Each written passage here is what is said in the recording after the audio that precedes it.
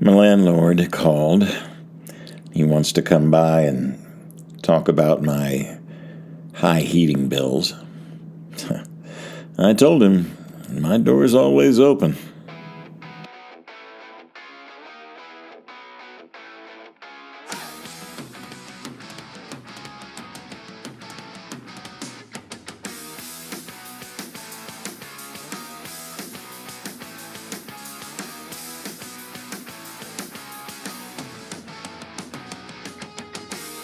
Welcome to Across the Table, the podcast of Hannibal the Magician.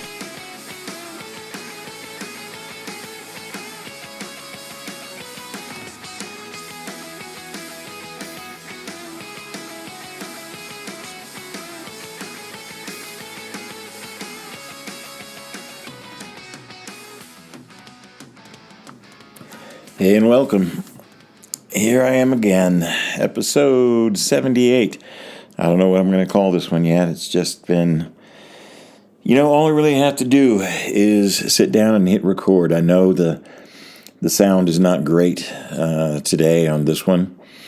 I am recording directly to the laptop because having a little trouble, just having a little life happening in my life. But thanks for tuning in. Thanks for listening. Thanks for being here. Couldn't do it without you. No, that's not entirely true. I could do it without you. I could do this and have nobody listen to it, and it would still be from my heart. So I am extra grateful that you decided to stop by, decided to listen for however long you decide to. It is late November here in 2023, and I know it's been a minute, but I don't.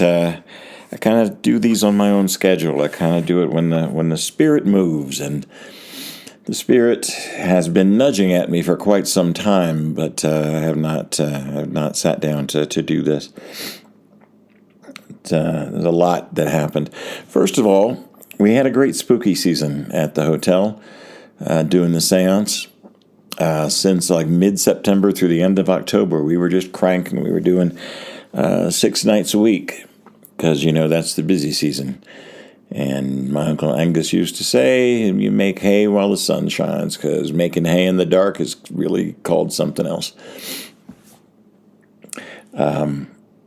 6 nights a week, sometimes up to 4 sessions a night. And, man, I love the work. I love what I do, and I really love the opportunity. I was exhausted. I was beat, especially with everything else that was going on in my regular life.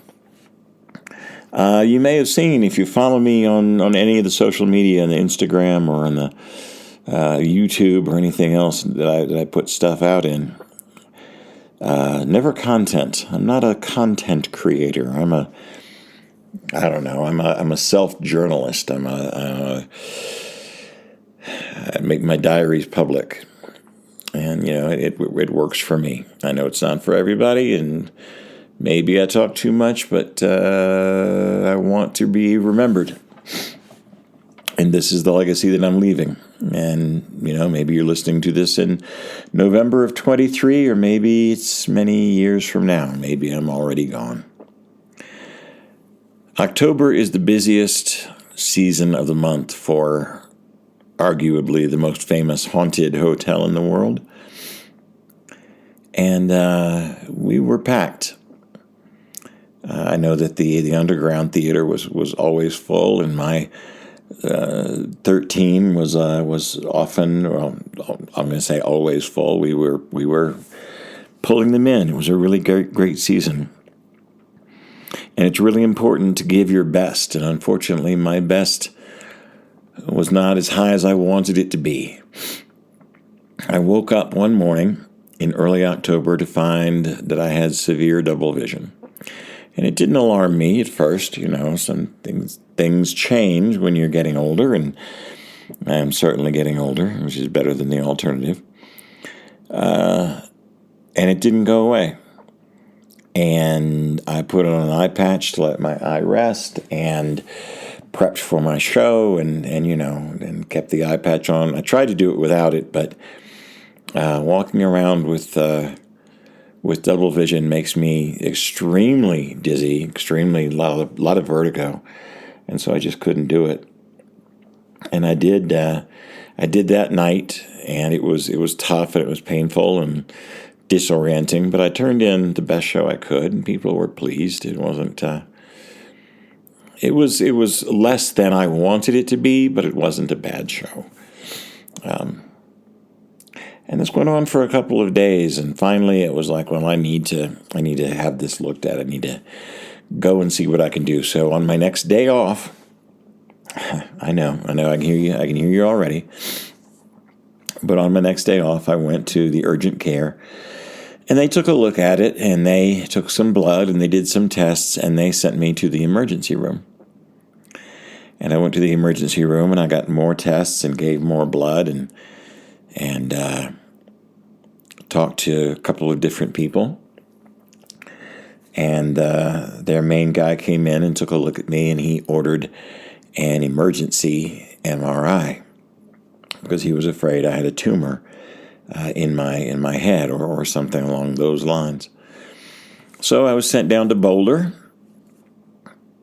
and I did a brain scan on the MRI and a couple of other things, and was there alone for, 5-6 hours, going through the process and all the preparation and everything, and then waiting for the results. And it came back negative. No issues, no tumors, no evidence of a stroke, no meningitis, just nothing. There was just, there was a blip that they were worried about, but I'll tell you about that part a little later. So they sent me to an ophthalmologist, and she took a very close look at it and said that, in her opinion, what she saw was that there was a lack of circulation to the muscles that control my right eye socket, that pull my right eye to the right and help it to track with the left eye.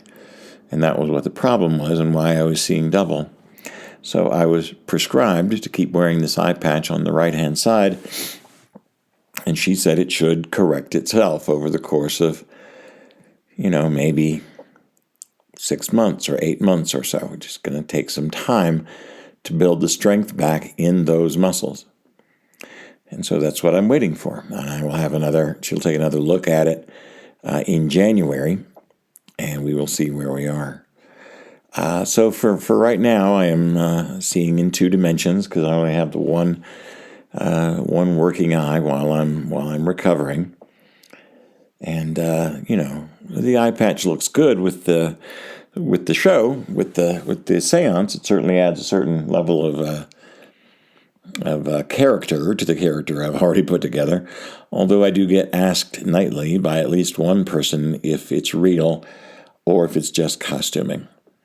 And I have to tell them that, unfortunately at this point, it is not costuming. It is a necessary part of me living the best life that I can. So going back a step, there was one thing noticed in the tests that were done. I was sent to an oral surgeon, to a dentist plus, I guess we'll call it, and I had an infection in my jawbone, and the dentist who took the doctor who took the deepest look at it said it looks like something that's more or less hereditary. It's not something that I did or didn't do, or a disease or something. It's just, I am adopted, so I don't really know my medical history, but he said it looked to be something that was just kind of genetic in his opinion.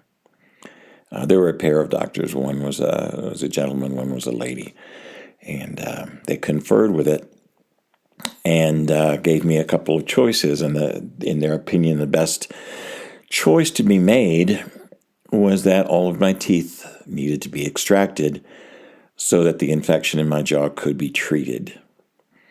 There's a very thin, the bones in my upper mandible, I guess, or the upper part of my skull, are thinner than normal, than a normal person, and they were concerned about my teeth, or the roots of my teeth, penetrating my sinus cavities and causing all kinds of other problems, and the infection spreading in that direction, which could be really tragic.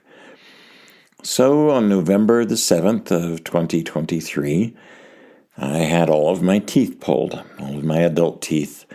Everything in my head came out. And I was given a set of temporary dentures while that will help to reshape my mouth for a more permanent solution in 9 months to a year.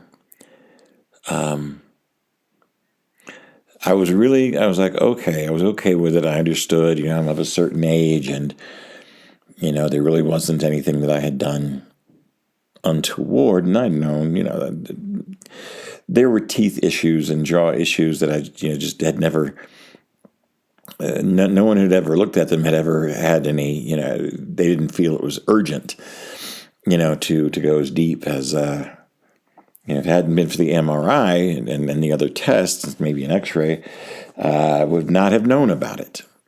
But because of my eye, they caught this infection before it became ultra serious. So I was fine with it at the time until I got into the parking lot the day of the extraction. And I just sat there terrified and sad and depressed, because it was a lot more trauma than I expected it to be. Anyway, I pulled my fears behind me and went in. And they don't put you out for oral surgery. They numbed the area, and they numbed the nerves going into my face, and took my teeth out, and everything was fine. The last two, I don't know if things had worn off or if it was just I don't know. They had reapplied some extra numbing before getting to the last few in there, because they were some of the big ones, but those hurt. But they were very professional about it, and they were very caring about it, and they took every precaution and everything that they could, and now I have this. I have a temporary set of teeth until I get a more permanent set a little later on. I want to take a moment here and say these are the things that have happened to me over the past couple of months, but I am in no way complaining about any of them. It's just the facts. This is, it's all part of life, and there's certainly people that have much, much worse troubles and problems that I do. And I will say that the one thing I will pat myself on the back a little bit for is that I did not once in any of these things, I have not canceled a show. I did not disappoint anyone who wanted to come to my program. I did not let down my boss. I did not let down the hotel. I did not let down myself. I gave everything I could in every show, and they were good. They were good. They moved people in the way that I planned to move them. The narrative got out. The stories got told. The magic happened, and I'm proud of myself for that. It also helped to keep me from out of the inside of my head for a little while, because it would be really easy to just be sad and just be depressed about it, and all number of things. But because I got to work, because I had the opportunity to do what I do best, I got to avoid that. Anyway, I had a great Halloween, had a really great Thanksgiving. Got to, I sent some messages to the kids, and I had a very, like a small gathering of friends from the theater, met at the boss's house. And most of all, I remembered to be thankful. And I try to remember that every day. I try to express my gratitude. I try to express my thankfulness in the way that I live my life and the way that I do the work that I do. Because to me, that's important. So, to quote True Grit, Robert Duvall in True Grit, those are some bold words for a one-eyed fat man. And, and the beat goes on, right? And the show goes on. We're heading into the slower season. We're heading into the Christmas season and all the holidays surrounding the end of the year. And I still consider myself to be one of the luckiest, most fortunate people on the planet. I get my own little theater. I get my own little show. I've got a beautiful place to live. I'm surrounded by people that love me. And I got my health. And I am, if anything else, if I am nothing else, I am grateful. I'm grateful for you. I'm grateful for this opportunity to talk to you. I don't know if you can tell the way that I'm shaping words around the new appliance in my mouth. I can hear the difference, but I hope I'm understandable, and I hope you get where I'm coming from. Hey, have a great rest of the month. I'll talk to you very soon, and I hope there's love where you are. I may not know exactly where this road is taking me, but I know that I'm exactly right where I'm supposed to be. The journey is long, full of joy and pain,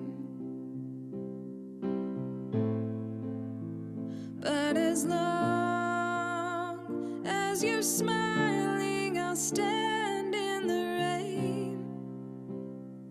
I've got nothing left to give other than love.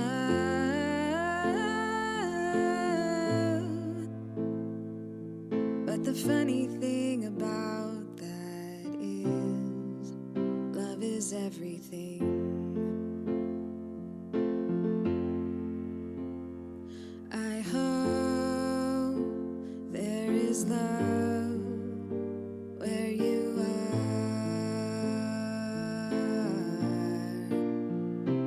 I hope there is love where you are.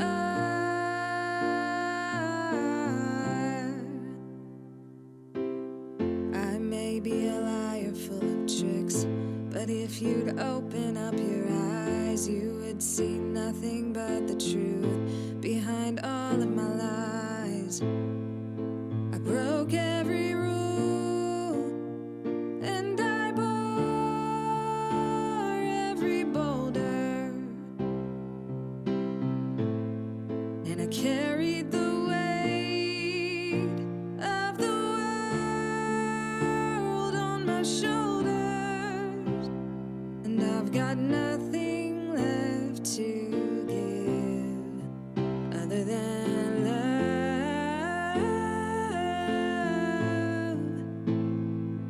But the funny thing about that is, love is everything.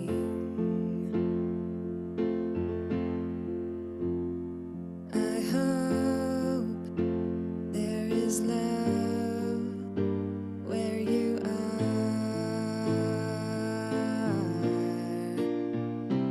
I hope there is love where you are.